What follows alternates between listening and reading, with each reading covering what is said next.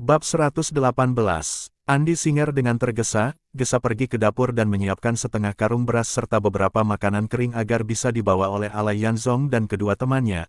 Alai Yanzong sempat menolak dengan sopan, tetapi karena Andi Singer bersikeras, ia pun akhirnya menerima dan meninggalkan beberapa keping emas dari dalam saku sebagai bentuk terima kasih. Namun, Mo Seng dan Qi Yuan menolak dengan tegas. Mereka berkata bahwa menerima uang dari orang yang telah menyelamatkan mereka membuat hati tidak tenang. Mereka justru menyuruh Alai Yanzong membawa uang itu karena akan sangat dibutuhkan dalam perjalanan. Hati Alai Yanzong begitu tersentuh hingga matanya memerah, suara tercekat dan ia tak sanggup berkata apalagi. Kemudian Andi Singer mengambil 2 lembar kain kulit besar dan memberikannya kepada Alai Yanzong.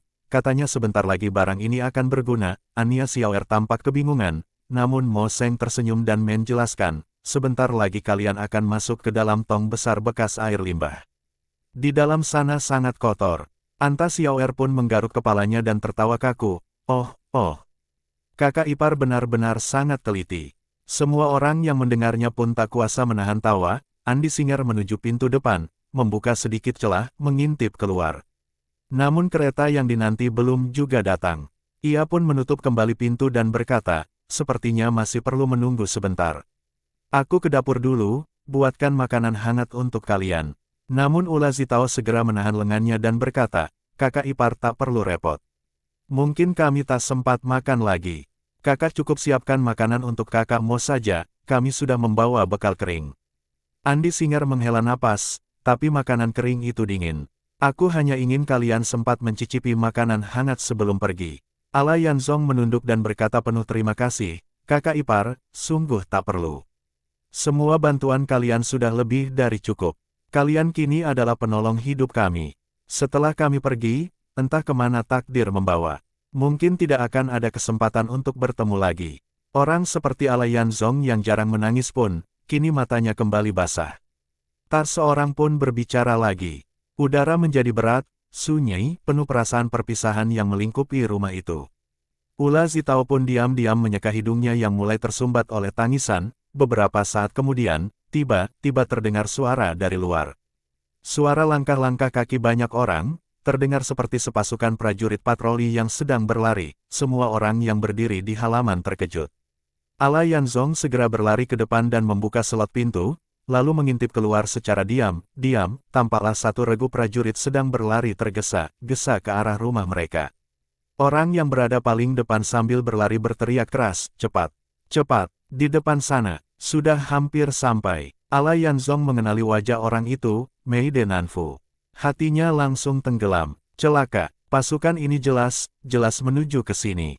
Tak mungkin bisa keluar dari pintu depan lagi, saat ini ia berada dalam wujud aslinya, tanpa jenggot palsu. Sekali terlihat, penyamarannya akan langsung terbongkar. Ia sendiri mungkin bisa menyelinap keluar dari halaman, tapi Ula Zitao dan Ania Xiaoer tidak akan semudah itu. Tanpa pikir panjang, ia segera menyelot pintu, kembali ke halaman dan buru-buru berkata kepada Ula Zitao dan Ania, cepat. Kalian berdua letakkan barang bawaan, segera ke dapur bantu Andi Singer masak. Mei De Nanfu datang bersama prajurit. Semua orang di halaman tampak kebingungan, tak mengerti apa yang terjadi. Mo Seng dan Qi Yuan bahkan terlihat benar-benar kebingungan. Mei De Nanfu itu siapa? Tanya Mo Seng dengan heran. Tak sempat dijelaskan, dia kenal wajahku, tapi tak kenal kalian. Sebentar lagi pasti ada yang mengetuk pintu. Kakak Mo, tolong kamu yang buka pintu. Aku akan sembunyi dulu. Jawab Alai Yanzong dengan cepat dan tegas. Sementara itu, suara langkah kaki yang kacau balau telah berhenti di depan pintu. Terdengar suara seseorang bertanya, rumah yang mana? Seorang suara gugup menjawab, seharusnya rumah ini. Aku sudah beri tanda tadi. Mengapa tidak ada? Lalu terdengar bentakan marah, tanda apa? Aku menggambar tanda silang di pintunya.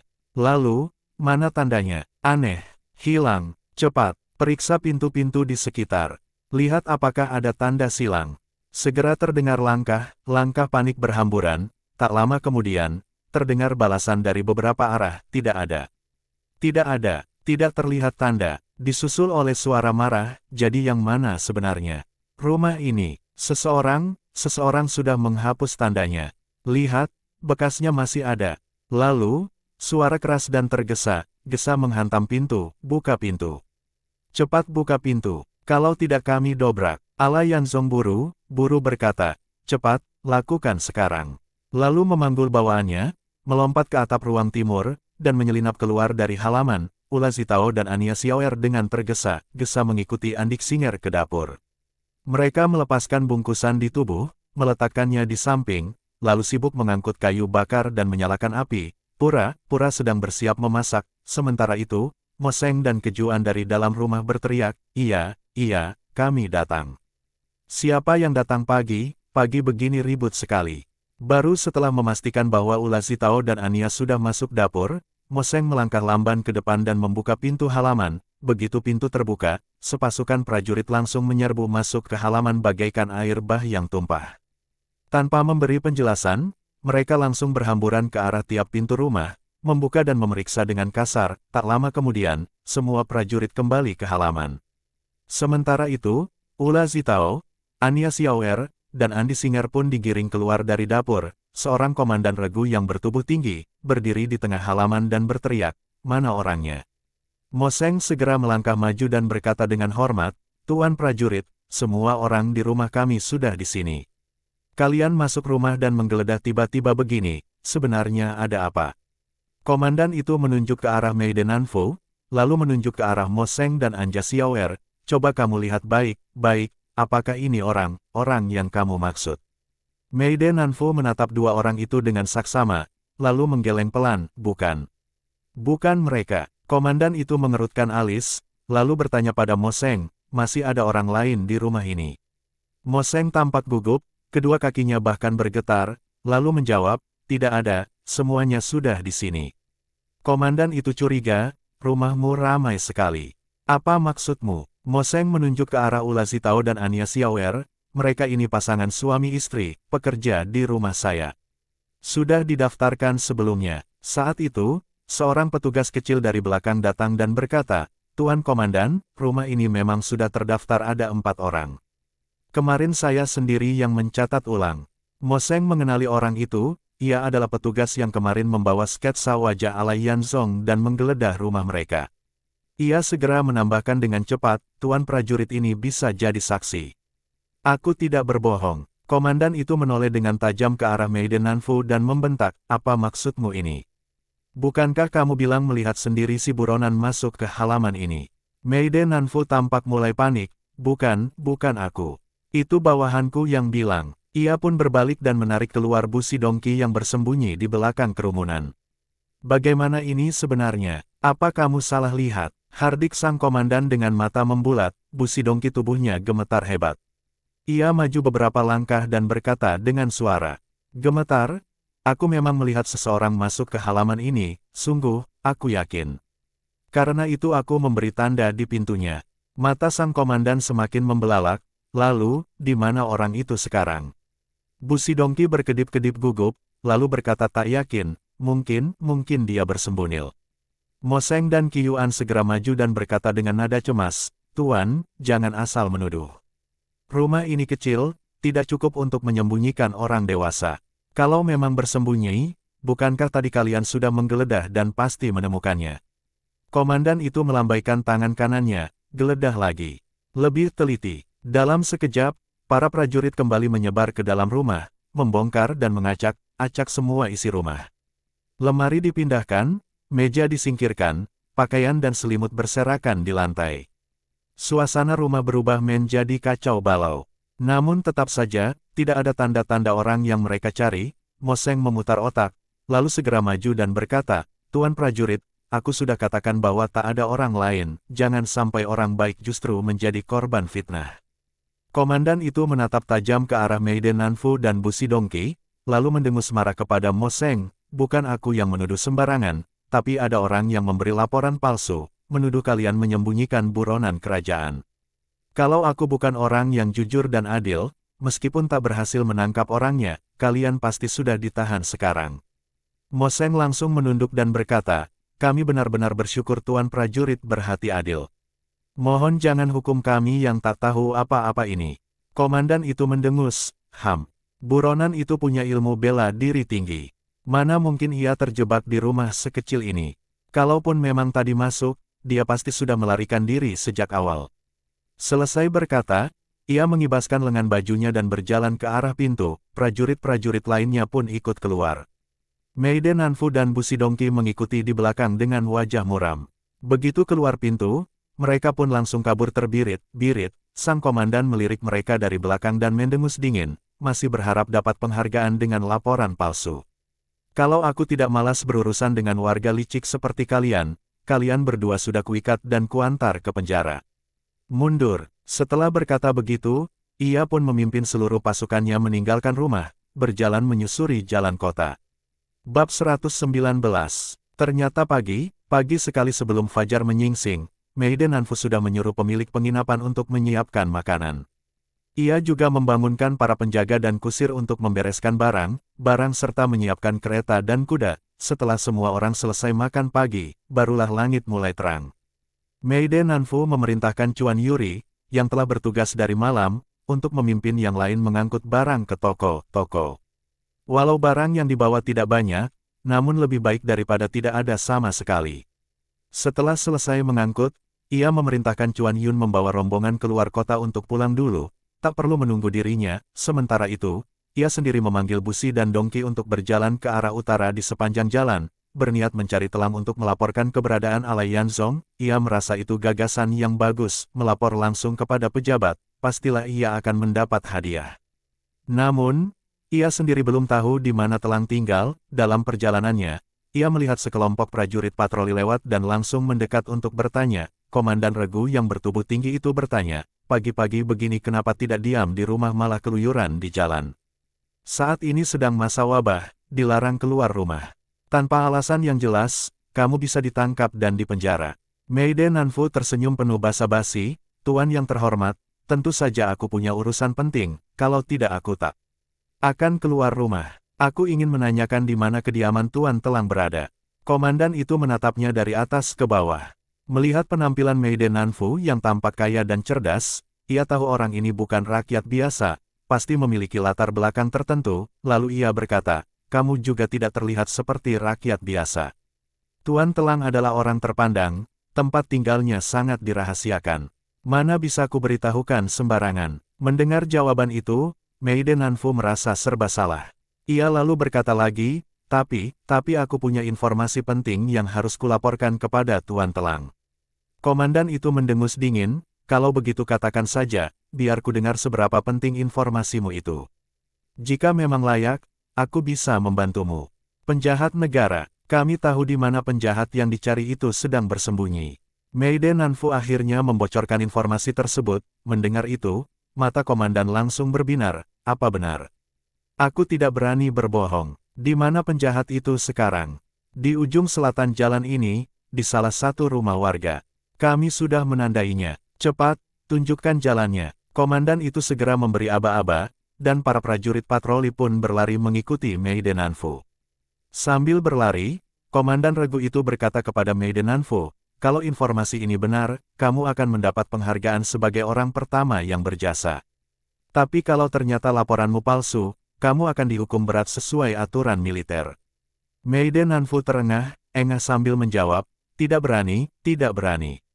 Ini sungguh benar, aku melihatnya dengan mata kepalaku sendiri. Busi Dongki yang berlari di sampingnya hanya diam, tak berani bersuara setelah mendengar ucapan itu. Namun, mereka benar-benar tidak menyangka bahwa setelah memasuki halaman rumah Andi Singer, mereka tidak menemukan Alai Yanzong. Ternyata Alai Yanzong telah meloncat keluar dari kamar timur, memutar jalan, dan kembali ke jalan utama, lah bersembunyi di ujung sebuah gang. Sesekali mengintip ke arah depan rumah Andi Singer untuk mengamati keadaan. Ia melihat para prajurit patroli masuk ke dalam rumah, dan tak lama kemudian keluar lagi, berjalan ke arah utara. Melihat mereka tidak membawa pergi Ula Zitao dan yang lainnya, barulah ia sedikit tenang. Tiba-tiba ia melihat Maiden Nanfu dan Busi Dongki bergegas keluar dari rumah itu. Melihat kedua orang pengadu itu, Alai Yanzong merasa geram dan amat membenci mereka. Ia bahkan ingin langsung menghadang dan membunuh mereka saat itu juga. Namun setelah berpikir ulang, ia khawatir hal itu akan menimbulkan kegemparan dan rencananya untuk keluar kota akan hancur berantakan. Maka ia tetap bersembunyi di mulut gang dan membiarkan keduanya lewat begitu saja. Saat ia hendak kembali ke jalan utama, terdengar suara kereta mendekat.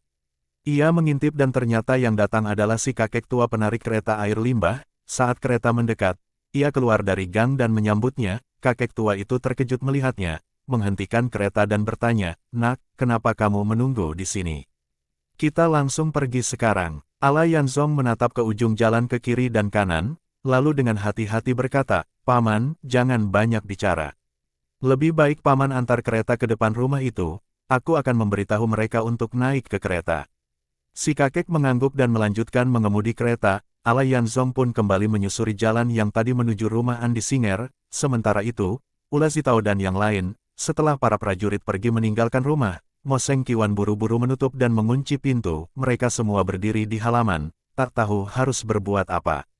Melihat seisi rumah porak-poranda, Ula Zitao mulai terisak. Andi Singer menepuk punggungnya, menenangkan, "Jangan bersedih. Orang baik selalu dilindungi langit. Penolong kita pasti tidak akan apa-apa, mungkin. Sebentar lagi dia akan kembali." Ula Zitao mengusap air matanya dan berkata, "Sebenarnya aku tidak terlalu khawatir tentang dia. Tapi lihatlah, kami telah menyeret kalian ke dalam masalah. Para prajurit mengobrak-abrik rumah kalian seperti ini. Kami sungguh merasa bersalah." Mo Seng Oman tertawa ringan, "Ah, itu bukan masalah besar. Rumah bisa dirapikan kembali. Lagi pula tidak ada barang yang hilang. Yang paling penting, kita semua selamat. Itu sudah merupakan keberuntungan besar bagi kita." Saat mereka masih berbicara, tiba-tiba terlihat Ala Yanzong melompat turun dari kamar timur.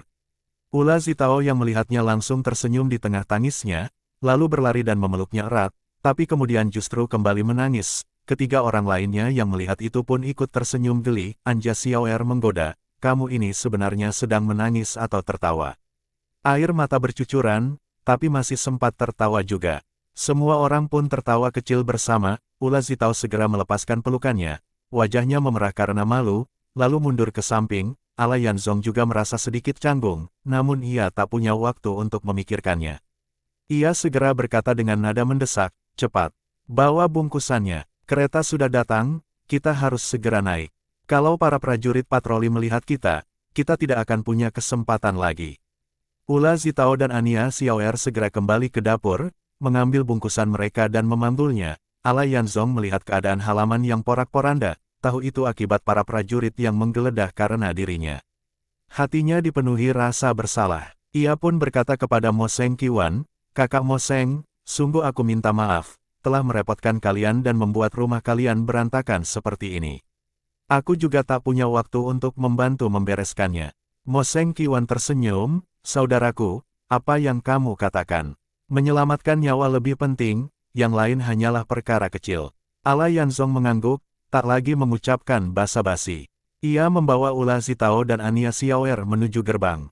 Saat mereka membukanya, si kakek penarik kereta sudah menghentikan keretanya di depan rumah. Ala Yanzong memberi isyarat agar si kakek membuka tutup kayu besar di atas tong besar di bagian depan kereta. Begitu terbuka, bau asam dan busuk langsung menyengat. Ala Yanzong mengeluarkan sehelai kain pembungkus, melompat ke atas kereta, lalu menggelar kain itu di dalam tong. Kemudian dia mengangkat Ania Xiaoer dan Ula Zitao satu persatu ke atas kereta dan memasukkan mereka ke dalam tong. Terakhir, ia sendiri pun melompat masuk, kemudian mereka bertiga menutup kepala masing-masing dengan kain pembungkus yang lain. Saat itulah, Andi Singer datang membawa sekeranjang sampah berisi sisa sayuran dan menumpahkannya ke atas kain penutup mereka. Dari luar, tong itu tampak seperti benar-benar berisi limbah dapur. Kakek penarik kereta melirik Andi Singer dan tertawa kecil. Adik perempuan ini pikirannya sungguh matang. Andi Singer menunjukkan wajah penuh perhatian dan berkata, "Kami sangat bergantung pada Paman. Terima kasih atas semua bantuannya." Si kakek menjawab, "Kalau memang harus bertaruh nyawa, mari kita bertaruh saja." Sambil berkata demikian, ia mengangkat cambuk dan mengayunkannya. Kereta pun mulai bergerak perlahan ke arah selatan. Andi Singer dan Mo Seng Qiwan menatap kereta yang semakin menjauh. Hati mereka diliputi perasaan sedih dan getir. Mereka menghela napas, merasa betapa hidup ini tak menentu. Setelah memastikan keadaan jalanan sepi, mereka segera masuk kembali dan mengunci gerbang. Di dalam tong, Ala Yanzong dan dua orang lainnya duduk berdesakan. Meski tong itu cukup besar, namun tetap terasa sempit. Yang paling menyiksa adalah bau asam dan busuk yang menyengat hidung. Ala Yanzong mampu mengatur napasnya, menahan diri agar tidak mual. Ania Xiao derajat R pun mencoba menarik napas perlahan dan menghembuskannya dengan panjang, namun Ula Zitao merasa sangat mual dan hampir muntah. Ala Yanzong segera memperingatkannya agar tidak mengeluarkan suara sedikit pun. Dalam gelap, ia tak bisa melihat bahwa air mata sudah mengalir di pipi Ula Zitao. Dengan kereta yang terus bergetar mengikuti jalan, mereka bertiga yang bersembunyi di dalam tong perlahan bergerak menuju gerbang selatan ibu kota. Bab 120. Tiga orang itu duduk meringkuk dalam tong kayu besar, suasana di dalam benar-benar gelap gulita. Selain suara napas dan detak jantung satu sama lain, sesekali terdengar suara Ula Zitao yang menahan mual, seolah ingin muntah namun tak bisa, tak dapat melihat keadaan di luar. Ala Yanzong khawatir jika suara atau gerakan dalam tong akan menarik perhatian para prajurit. Ia pun meningkatkan kewaspadaan, mencermati setiap suara dari luar, suara derap kaki kuda dan roda kereta tak henti terdengar, diselingi bunyi cambuk serta teriakan pengemudi yang mengarahkan kuda. Walaupun duduk dalam ruang sempit dan pengap, Ala Yanzong justru merasa sedikit tenang saat mendengar suara-suara itu, menandakan bahwa suasana di luar masih aman. Tiba-tiba terdengar suara langkah kaki yang teratur.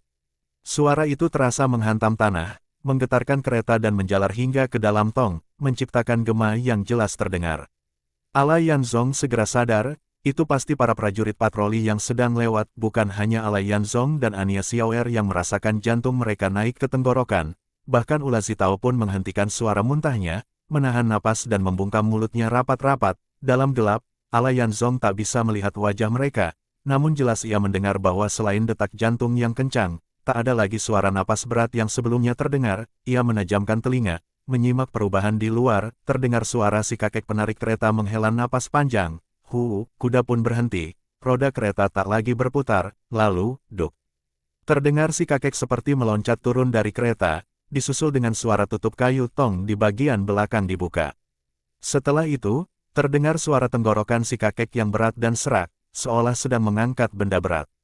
Biur, suara air tumpah memenuhi keheningan. Rupanya si kakek benar-benar menuangkan seember limbah dapur ke dalam tong di belakang. Tak lama kemudian, terdengar suara ember kosong diletakkan kembali ke tanah, lalu suara lembut saat tutup tong ditutup kembali. Semua kejadian itu, bagi Ala Yanzong yang terkurung di dalam tong, terdengar begitu jelas dan nyata. Setiap bunyi, sekecil apapun, seolah menjadi pertaruhan hidup dan mati. Tak lama kemudian terdengar si kakek berteriak, "Jia!" dan kereta kembali melaju perlahan. Ala Yanzong berpikir dalam hati, kakek ini cukup cerdik juga. Sekitar waktu sebatang dupa terbakar, mulai terdengar keramaian dari luar. Si kakek telah turun dari kereta dan menahan kendali kudanya, tampaknya sedang menunggu sesuatu. Ala Yanzong mendengarkan dengan saksama. Suara di sekeliling berubah ramai, ia menduga mereka telah tiba di gerbang selatan kota kerajaan. Teriakan para penjaga, derik tapak kuda, ringkikan kuda yang tak henti, serta teriakan keras para kusir terdengar bersahut-sahutan. Tiba-tiba terdengar suara bentakan dari para penjaga gerbang, "Begitu banyak kereta mau keluar kota, mana surat jalan kalian?"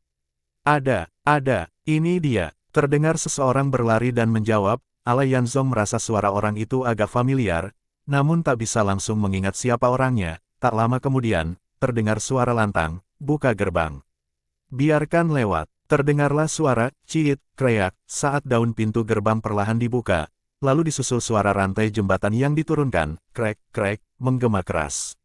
Setelah itu, suara cambukan menggema, disusul ringkikan kuda, roda kereta bergemuruh di tanah. Kereta-kereta tampaknya mulai bergerak keluar kota satu persatu. Dari dalam tong, Ala Yanzong dapat merasakan kereta mereka juga mulai bergerak perlahan, dipandu oleh si kakek, namun belum berjalan jauh. Tiba-tiba terdengar bentakan tajam, "Berhenti." Si kakek menarik tali kekang kudanya, dan kereta pun berhenti. "Prajurit, aku ini cuma pengangkut limbah dapur. Barusan kamu sudah mengangkut satu kereta, kenapa masih ada lagi?" Suara itu adalah penjaga yang sama yang menghentikan mereka tadi. "Limbah dapur hari ini lebih banyak dari biasanya.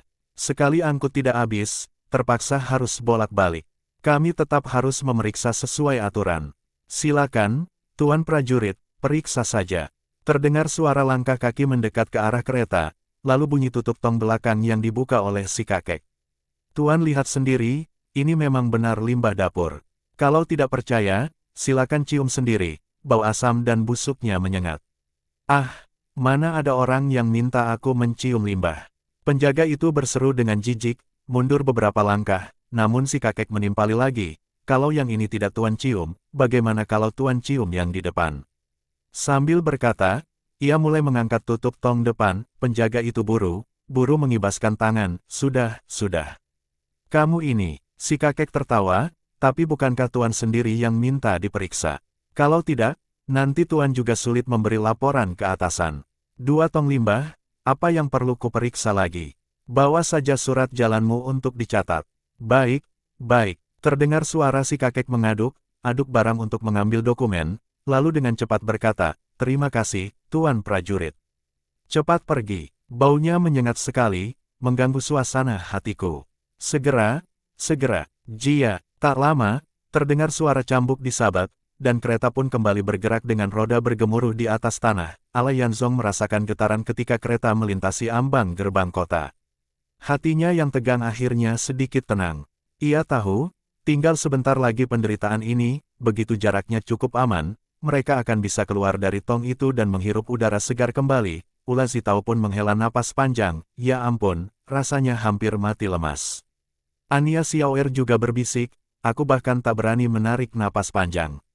Namun Ala Yanzong segera memperingatkan mereka, kita masih di bawah gerbang kota, belum melintasi jembatan gantung dan parit pertahanan, jangan bicara. Saat mereka tengah berbisik, terdengar suara derap cepat beberapa ekor kuda mendekat. Ula Zitao dan An Xiaoer langsung diam tanpa suara. Ala Yanzong kembali menajamkan pendengarannya. Ia mendengar suara penjaga gerbang membentak, berhenti. Di mulut gerbang pun berani berkuda kencang. Mana surat jalan kalian? Surat jalan ada, kereta di depan sudah menunjukkannya, bukan? Kereta di depan, yang mengangkut limbah dapur itu. Masa mengangkut limbah perlu 3 orang? Bahkan perlu 2 orang lagi berkuda untuk mengawal. Kamu pikir aku bodoh? Tampaknya si penunggang kuda ditahan di tempat, laju terdengar suara yang sangat familiar berkata, yang aku maksud adalah iringan kereta pengangkut bahan pangan sejak pagi tadi. Ala Yanzong langsung mengenali suara itu, Mei Denanfu. Hatinya langsung terkejut. Cepat sekali dia datang. Pasti hendak mengejar rombongannya untuk kembah ke kediaman Maiden, lalu terdengar penjaga berkata, kereta pengangkut bahan pangan. Aku tidak melihat satu biji pun gandum atau sebatang rumput pun di atasnya. Hampir semuanya kosong, hanya beberapa membawa barang seadanya, jelas bukan bahan pangan, jangan kamu mencoba menyelinap keluar dari kota.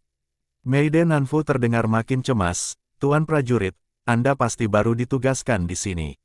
Aku cukup akrab dengan Panglima. Kalian, dia tahu, hampir tiap bulan aku pasti datang ke ibu kota. Penjaga gerbang menjawab dingin, dekat dengan siapapun tak berguna. Kalau tidak ada surat jalan yang sah, tetap tidak boleh lewat. Jangan buat kami kehilangan kepala. Silakan kembali. Tutup gerbang. Terdengar suara engsel pintu gerbang bergeser, gerbang tampaknya benar akan ditutup, namun pada saat itu, terdengar teriakan nyaring, tunggu. Suara laki-laki yang kasar dan penuh wibawa menyusul, Tuan Meide adalah saudagar ternama, sering mengangkut logistik untuk pasukan kita. Ia sudah sering keluar, masuk ibu kota, jangan perlakukan dia sembarangan. Surat jalannya pasti ada, segera beri jalan. Lalu terdengar suara Meide Nanfu berkata dengan nada lega, terima kasih, Panglima. Untung sekali Anda datang tepat waktu, kalau tidak aku pasti akan terlambat mengejar rombonganku. Tidak perlu basa-basi. Cepat kejar keretamu. Meide Nanfu berkata lirih 2 kalimat, lalu kembali bersuara lantang, saya tidak membawa apa-apa sebagai ucapan terima kasih, sekali lagi terima kasih, Panglima. Sudahlah, cepat pergi. Terdengar suara derap 2 ekor kuda melaju cepat keluar kota, dari dalam tong, Ala Yanzong mendengar suara tapak kuda kian mendekat. Ia tahu, Meide Nanfu kini sedang mengejar mereka, dan sudah hampir menyusul.